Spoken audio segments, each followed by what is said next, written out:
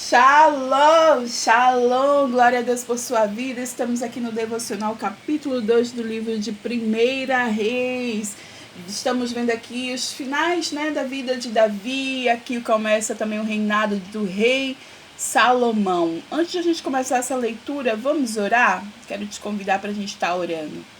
Querido, amado Espírito Santo, eis-nos aqui, nos consagramos a Ti, nos entregamos a Ti, nos rendemos a Ti.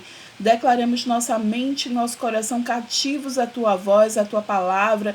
Queremos, Senhor, falar conosco, ministra nosso coração, nos ensina mais de Ti, Senhor, da Tua mensagem, da Tua palavra, o Teu propósito, Senhor, o propósito que o Senhor tem para as nossas vidas. Nós queremos que se cumpra, Pai.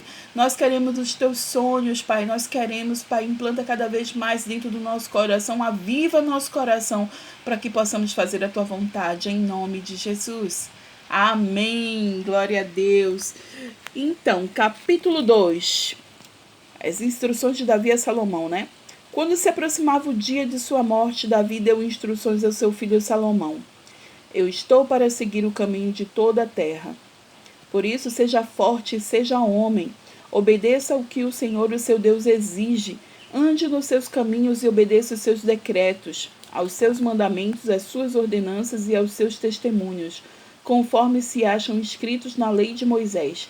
E assim você prosperará em tudo que fizer, e por onde quer que for, e o Senhor manterá a promessa que me fez. Se os seus descendentes cuidarem de sua conduta e se me seguirem fielmente em todo o coração e de toda a alma, você jamais ficará sem descendente no trono de Israel. Você sabe muito bem o que Joabe, filho de Zeruia, me fez. O que fez com os 2 comandantes do exército de Israel, Abner, filho de Ner, e Amasa, filho de Jeter. Ele os matou, derramando sangue em tempos de paz. Agiu como se estivesse em guerra, e com aquele sangue manchou o seu cinto e as suas sandálias. Proceda com sabedoria que você tem e não o deixe envelhecer e descer em paz à sepultura. Mas seja bondoso com os filhos de Barzilai e de Gileade. Admita-os entre os que comem à mesa com você, pois eles me apoiaram quando fugi do seu irmão Absalão. Saiba que também está com você Simei, filho de Gero, benjamita de Baurim. Ele lançou terríveis maldições contra mim no dia em que fui a Manaim. Mas depois desceu no meu encontro no Jordão e lhe prometi, jurando pelo Senhor, que não mataria a espada. Mas agora não o considere inocente. Você é um homem sábio, saberá o que fazer com ele. E apesar de ele já ser idoso, faça-o descer ensanguentado à sepultura. Então Davi descansou com seus antepassados e foi sepultado na cidade de Davi. Ele reinou 40 anos em Israel, 7 anos em Hebrom e 33 em Jerusalém. Salomão assentou-se no trono de Davi, seu pai, e o seu reinado foi firmemente estabelecido. Então a gente vê essas últimas instruções de Davi, a Salomão. Ele não podia perder muito tempo, ele já estava ali no leito de morte. Ele tinha que focar no que ele precisava ensinar a Salomão. E aqui ele falou, Salomão, você precisa buscar o Deus Todo-Poderoso, você precisa ser amigo dele, sabe? E essas instruções a gente não tem que deixar para o nosso leito de morte. A gente precisa ensinar todos os dias para os nossos filhos. Isso tem que ser exemplo diário dentro de casa. Eles têm que ver a gente buscando ao Senhor, ouvindo a palavra de Deus, lendo a palavra de Deus, orando ao Senhor e ali tendo relacionamento com Deus. E a partir daí eles seguirem esse exemplo. Então não deixe para o último momento para dar esse tipo de instruções. Davi tinha umas pontas soltas aqui também, e pediu para que Salomão resolvesse essa situação.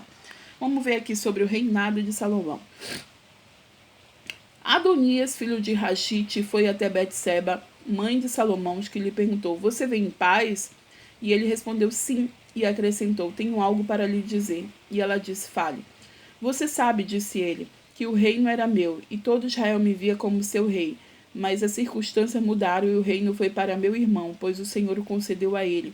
Agora quero fazer-lhe um pedido e espero que não me seja negado. E ela disse, fale. Então ele prosseguiu. Peça por favor ao rei Salomão que me dê a sunamita Abisag por mulher, pois ele não deixará de atender a você. Está bem, respondeu Betseba. Falarei com o rei em seu favor. E quando Betseba foi falar ao rei em favor de Adonias, Salomão levantou-se para recebê-la, inclinou-se diante dela e depois assentou-se no seu trono. Mandou que trouxesse um trono para sua mãe e ela se assentou à sua direita. Eu tenho um pequeno pedido para lhe fazer, disse ela. Não deixe de me atender. E o rei respondeu, faça o pedido, minha mãe, não deixarei de atendê-lo. Então ela disse, dê-me a sunamita Abisag por mulher a seu irmão Adonias. E o rei Salomão perguntou a sua mãe, por que você pede somente a sunamita Abisag para Adonias? Peça logo o reino para ele, para o sacerdote Abiatar e para Joabe, filho de Zeruia, afinal ele é meu irmão mais velho. Então o rei Salomão jurou pelo Senhor, que Deus me castigue com todo o rigor se isso que Adonias falou não lhe custar a sua própria vida. E agora eu juro pelo nome do Senhor, que me estabeleceu no trono do meu pai Davi, e conforme prometeu fundou uma dinastia para mim, que hoje mesmo Adonias será morto.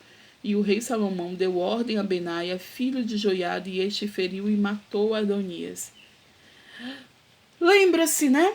Que a espada não sairia da família de Davi. Davi morreu, mas seus filhos continuam brigando. A gente viu que Aminon violentou Tamar, que Absalão matou Aminon, que Absalão foi morto, né, por Joabe, e aqui é mais ainda a consequência dos pecados de Davi com Betseba, né? Mais ainda a consequência do que eles fizeram e do que o Senhor tinha falado. E misericórdia por isso, né?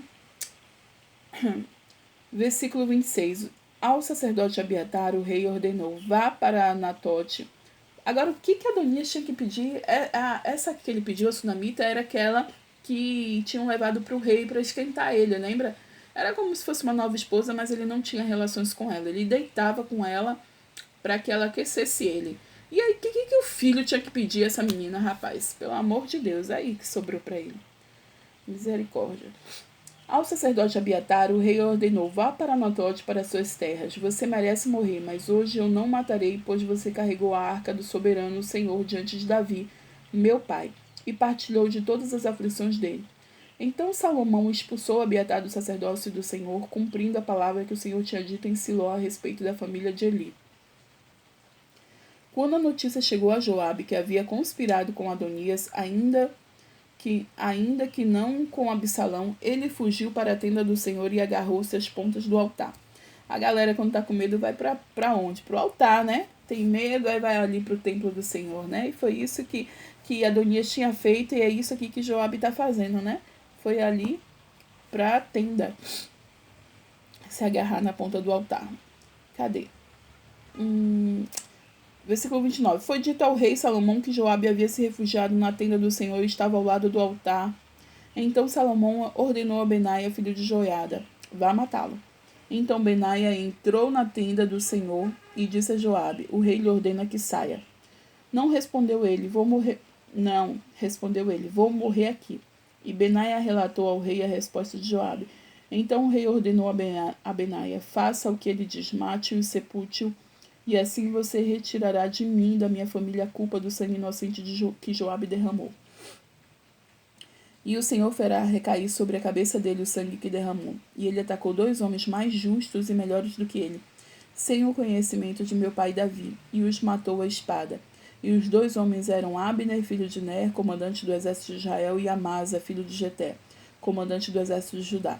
Que o sangue deles recaia sobre a cabeça de Joabe, sobre a dos seus... deve ser descendentes, né? Dos seus descendentes para sempre.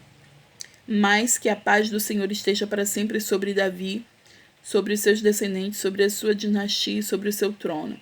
Então Benaia, filho de Joiada, atacou Joabe e o matou, e ele foi sepultado em sua casa no campo.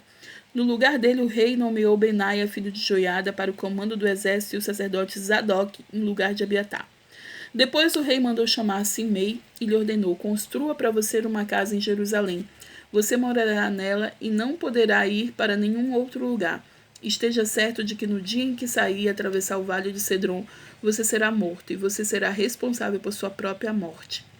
Simei respondeu ao rei, a ordem do rei é boa, o teu servo te obedecerá.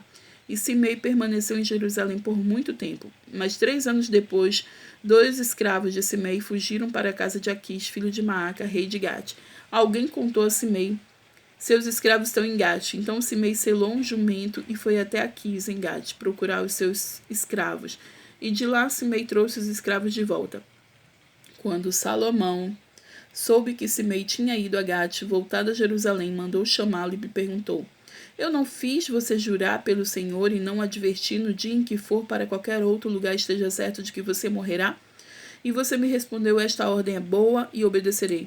Por que não manteve o juramento ao Senhor e não obedeceu a ordem que lhe dei? E acrescentou: No seu coração você sabe quanto você prejudicou o meu pai Davi. Agora o Senhor faz recair sua maldade sobre a sua cabeça. Mas o rei Salomão será abençoado e o trono de Davi será estabelecido perante o Senhor para sempre.